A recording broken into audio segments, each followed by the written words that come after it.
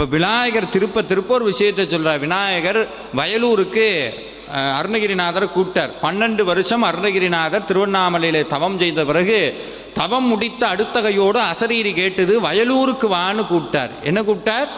வயலூருக்கு. குமார வயலூர்னு அந்த திருத்தலத்திற்கு பெயர். அங்கே தான் அருகுருநாதர் வாரியார் சுவாமிகள் அற்புதமான திருப்பணியெல்லாம் பண்ணி வச்சிருக்கிறார். அப்படி வயலூருக்கு அருணகிரிநாதர் போன போது யாரையும் காணும், ஒருத்தரையும் காணும்.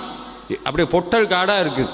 அருணகிரிநாதர் ஒரு நிமிஷம் பயந்து போனார், கத்தரார், அசரீரி பொய்யோ, என்னை நீதான வர சொன்ன, இங்கே ஒருத்தரையுமே காணமே, அசரீரி பொய்யோன்னு அருணகிரிநாதர் கேட்ட அடுத்த நிமிடம் ஒரே ஒரு சத்தம் அங்கிருந்து வந்தது, அசரீரி மெய்யே, உன்னை வர சொன்னது உண்மைதான். பதில் பேசினது முருகன் இல்லை, விநாயகர். அதனால தான் இன்னைக்கும் வயலூரில் இருக்கிற விநாயகருக்கு பேர் பொய்யாமொழி.